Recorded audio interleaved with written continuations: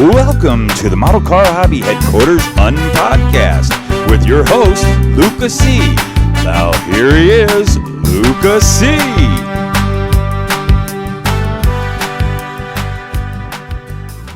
Well, hello, my fellow car modelers. How you doing today? Welcome to another episode of the Unpodcast. And because of the lack of good quality guests, I'm stuck with old unsmart Aaron again. How you doing, Aaron? Welcome back. Look, he's just all happy back on the show. But I don't know, you're gaining some fans. Some people want you to do your own show. I just don't think you're technically savvy to pull that off yourself. But, No. If you ever decide to, we'll let you. No, I am content being your Ed McMahon. Your, awesome. That's fantastic. The Paul to your as far as I think of you. Paul to your David Letterman, that kind of thing. Awesome. That works for me. Yeah. So, well, we were talking before we got going on here, and we really don't have a subject to talk about, but we know that the subject is model cars. And Aaron just airbrushed his first car. Was it your first time airbrushing, Aaron? Technically, no. It's not the first So much time. for that idea. But it was close. No. It was close because the first time I did one was decades ago. When I did a little on this little McDonald's, or not the McDonald's, but the Interstate Batteries Firebird funny car. The original one had this yellow thing in front in the grill. It was a little fade job, and I bought a cheapy Harbor Freight, airbrush, siphon feed, bought a compressor and did it. It worked. It did fine on it. I never really did much with the airbrush though. So I got this new one, and it's time. It's time. Yeah, and you kind of upgraded. You got something. You got there. Let's see it. Let's see that thing. Okay, here we go. So this is that. Sorry, but it is that crappy '77 Vega that's funny car. And I can't leave the body alone, so I did. I put that on there. That looks cool. I put that spoiler on there. And so what I did was, of course, the red was from a rattle can. It was from my Tamiya. I've got tons of Tamiya cans, rattle cans. But the orange here was from it was just the acrylic Tamiya bottles. Oh. And so I got this new airbrush. It's one of those ones, you'll see it on Amazon. Any of you Amazon members who have ever looked this stuff up, you'll see it's a canister. Inside the canister is the compressor, and you plug it in from the bottom. It's got a USB-C port, I think, in the bottom. You plug it into a USB port and you charge it, and the gravity feed airbrush screws right onto the top. And it worked. I mean, it was a little bit of finagling on it as far as that goes. I was pretty happy with it. The thing is, it seemed to. The thing is you're going for it. You're giving it a shot. Yeah. Oh yeah. Have to take that next step. Got to do it. I mean, there's too many things. First of all, I'm just freaking terrible at putting decals, especially on compound curves. I don't care whose decals they are. I can screw up the best decals out there on my models when it comes to putting them on compound curves. Actually, Clay Kemp's videos out there. He just put one out there just maybe less than a week ago about putting carbon fiber, I believe, on, or he was showing how to make one of his seats in his dirt car, in his dirt track car. and it was carbon fiber for seat. And he was showing how he put the carbon fiber on there and stuff. But anyways, he did a really phenomenal job, and I think that's going to help in the future. But I'm terrible at it, so I figured I better get to working with and being able to get good with an airbrush to do things like the orange, the stripes and things like that. As I go along, obviously right now, I think this is where I'm going to go with this one. Later on, I'm going to start taping off even more and putting little accent lines in there. You know what I mean? Stuff like that. It's a process. Yep. Yeah. Yeah. It's a process. You got to take one step at a time. Yeah. Yeah. I think it turned out really nice. Get good at this and then move on. Yeah, you know what it reminds me when you first pulled it up before we signed on here and you first showed it to me? It reminded me, I don't know, it reminded me of the Australian ute that Mad Max and his family were taking the family vacation on in the first Mad Max movie. Nice. Those Holden panel vans. It just has that look. Right. But yeah, it does. It has, you're going for a 70s look too, and it has kind of a 70s look to it. Yeah. Yeah, it'll get there. It's obviously it's not a real car. It's nothing that no, it's a model car. Yeah, exactly. Well, but yeah, it's just something to play around. These are the kind I haven't done much lately of, but these are the fun ones to do because when you're like me and you're really anal retentive when it comes to trying to build real cars that you've seen in your seen in the past in your childhood. You want to do, you're constricted by what you've seen and what's actually there. When you do stuff like this, it's just open license to just do whatever you want, so it's cool. It's a lot of fun. It's a nice little breather in between doing other, real cars. Yeah, I'm going to get this thing knocked out this week. It's going to be done by the end of this. Yeah, you have the chassis and engine and everything all done, huh?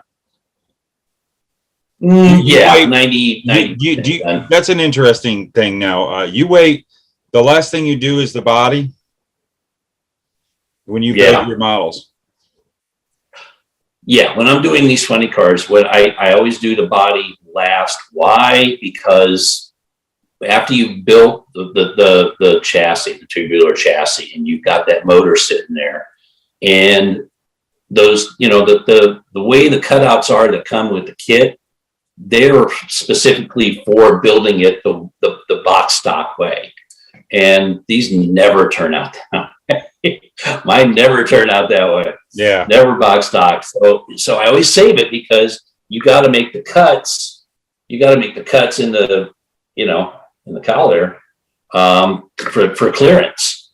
This one's not going to be anything difficult because I've already checked it out. I didn't alter that thing in any way. It's just it's going to be an injected motor. It's not going to be a supercharged motor. It's going to be an injected motor. So the stacks are just barely peeking out of there, but it's going to be cool. It's going to be cool.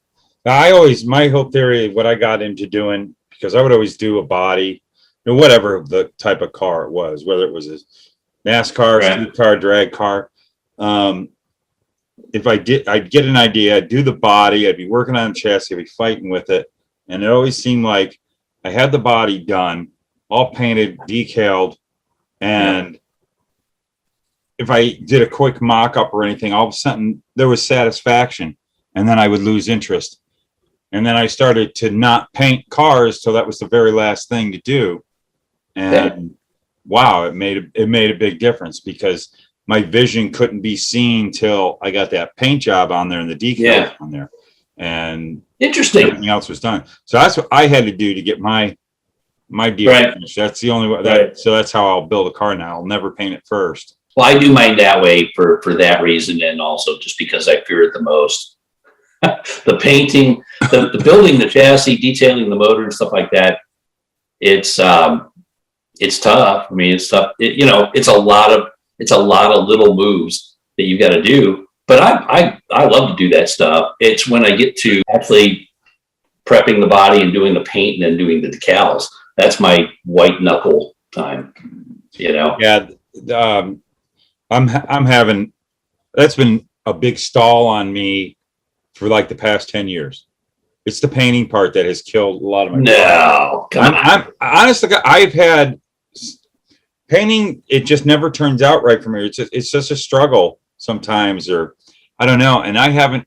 And now I'm like, I got my Porsche in base right now, and I want to clear it. And I'm every day off, I say today is going to be the day I clear it, and to go out there and I want to use automotive clear. Right. It's just going to do it. It's just a big wall I keep hitting, and I just haven't. I don't know. I just haven't been able to. I don't know. I have this block with the painting part of cars. Okay. Yeah. I'm having trouble with that. I'm having trouble with, I don't like doing the engines and detailing engines. I don't like making the chassis and painting all the parts. I don't like putting it together. I don't like opening the box. I don't even like buying them. You know what? I'm getting out of this hobby. I don't like doing it at all anymore. I was going to say, no, honestly, you're on a trend. My favorite thing is on building model cars, because from my past is I'm into the chassis of the car, especially if I'm building a race car of some type, or I dream up ideas of chassis configurations, and I love doing my own stuff, swing arms and stuff. I'm right like this. I'm talking like that, but yeah, I have such an interest in suspension and chassis and stuff like that. That's like my favorite part of model building. So that's why I got so many really trick chassis, like that Duster that I did that video on. That was just that whole idea. And that was another one that killed me, because that was a car I had visioned for a long time. And one day I mocked it up. I was having problems. There was a problem in the paint, and that's where I went, stopped, and went no farther. And I kind of was satisfied with something I saw sitting there. It killed it for me. And I got too many of those now, and I want to go back and build them all, but I got new ideas too. It's this model building again. I don't think I like this hobby anymore. There's a guy. There's too many ideas. Yeah. There's a guy. I don't know. I want to say something first, everybody. Yeah. I'm really kidding. I love this hobby, so don't. I'm just joking. Go on. There's a guy. I don't know if he's in our group. If he's not, I'm going to make sure I invite him. But you may have heard this guy's name, Mark Radzinski. Name's familiar. Now, Mark Radzinski, he has probably not put a full model together in probably a decade. But what the guy does, so you sound like this kind of type of guy. What he does is he's been actually making from total scratch,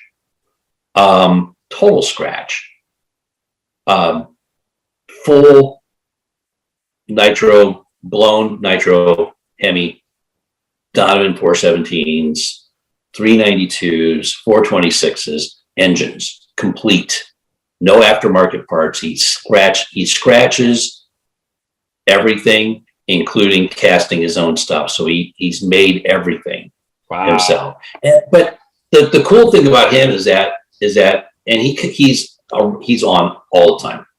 But he'll post a picture of one of his engines, or he'll post like he's doing funny car chassis and stuff like that. And he's taking the base Rebel one, and he's changing. He's trying to make different manufacturers, like a Woody Gilmore chassis or a John Patera chassis or something like that.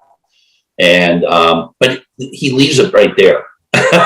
he stops right there. So he's made the absolute. You put this thing in the right setting, you're thinking it's a real engine, or it's a real chassis sitting there on jack stands or something. You sound like you can be in that direction. You start making like the chassis and things like that, and just have that backstory behind it. That's a model, that's a real creation. I've done that, I've done that a lot, where I had a model that looks like, I've taken pictures of, when I had a little background setup that looked like a shop, I don't know if you remember that when I was doing that for a while. And it Right. looked like the cars being built. I even purposely built it. Like I showed that NASCAR Ford that was a car under construction. It was a completed model of an incomplete car. That's what I'm going to go with from now on. I'm going to do models of incomplete cars. Yeah. I think that's the ticket. I think you're well on your way right now. What are you saying? I'll circle back around to you on that one. That would be the safe way to go. Yeah, well, that's the joy of model building. Yeah, absolutely. Absolutely. And I mean, now that I got this, so my wife was not happy because now that I got this room, this is now the man cave. Now the old room, and I've shown that one to you. That's where you've done your past. With Sony, that was the former man cave. So this is the man cave now, and that is the man cave VIP room. So what are you using that room for? What, the other room? Yeah. The other room it's got a Sony flat screen in there, and it's got my stereo. And it's got the love seat and all that in there. So that's just for chill. Put some music on, whatever. But dude, you have 2 man caves. Yeah, I do. You're cheating. It's man cave here. This is man cave, and then man cave VIP. You're cheating. And she's not happy about it. Oh yeah. She says you can't have 2 rooms. You can't have 2 rooms. I'm saying, but I do. So, but I'm sure that's going to change. That'll change down the road. Yeah. I'll just move it all in here. This will be one self-contained little igloo in here. I'll have everything in one room. I'll never have to come out. All I need to do is get myself a refrigerator and, porta potty. I'm down. That kind of reminds me of something funny. For years, I would live by myself before I ever got married and stuff. I never could have roommates because I don't get along with people. Imagine that. And one time I had a 2-bedroom apartment. One time I had my townhouse. One time living there by myself. Every once in a while I would have a roommate come in. It was always a problem because it was someone living under my roof, and they don't like to pay, or they're just a problem. And I'll make sure Mark knows about that. Yeah. Oh, Mark, he's a whole nother. And so I would lots of times I would have my whole house wouldn't even be in it, and I have my model room. I remember, you remember my old townhouse it was a 3-bedroom townhouse with a loft, so technically it could be 4-bedroom, living room with vaulted ceiling, upstairs, downstairs, 3 bathrooms. It was a big little place. And I had the room that was up in the corner. That was my model room. It's when I first moved into it. I had the whole house set up. Never went anywhere in the house. I'd come home and go straight. I even I had my only TV was in that room, and I had a couch in that room. And of course, all my model kits, which was wait a minute, there was a couch in that room. Wait a minute, there was a couch in that room? There was a couch in that room. And even an end table in the that room. And I was it was like I was always hanging out in there, and I got and then I other places I lived, other apartments I had a 2-bedroom apartment once. It seemed like I'd always make this one room my model room, and that's where I'd always be. I always would have a bedroom I go crash out at. My living room would never get used. My kitchen would barely get used. I never did a thing in the dining rooms if I had dining rooms or whatever. And all those times I always thought, this was I was the only one lived there. Why didn't I just make the living room my model room, man? The whole freaking house could have been my man cave. And then I got married. And then had that kid. And I still have that kid with another kid and her other, And here we got this big house, and I'm back to being stuck in one little room. And they got all of it back there. And cats and no dogs. That's beyond that door there, and a small child running around who will probably barge in a minute now. But yeah. So here I've always condensed into one little room. Yeah. That's okay. When I had the opportunity to have a whole place, I look back and I go, why didn't I do that? That would have been fun. That would have been so cool. That's your little safe place right there, Snowflake. Yeah, it is. It's all mine. I've got to make some room in my display cabinet. I've got to start getting rid of some of the die casts. Not getting rid of them, but I mean, I got to start packing them away. It's getting too crowded. Yeah, you gotta. Precedent is the stuff you build. Yeah, it's like the stuff in the very bottom there, that John Force car down there, and all those it's all die cast on that bottom row. So that's one of those things where I've got, and then there's another row with a bunch of die casts in there too, and it's getting to the point where I'm building enough models now where I'm going to need that extra. Plus, I've got what I've tried to do, and you saw. I don't know, maybe you didn't see some of those, but I've tried to also get, like on a lot of those funny cars, I'll try to get the Johnny Lightning or the Hot Wheel equivalent of it to match it up, right? To have both.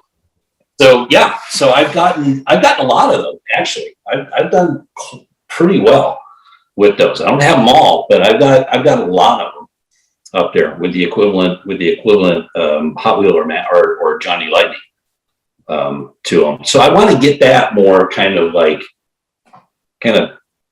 organized. Plus, I have ticket stubs from races from decades back in here.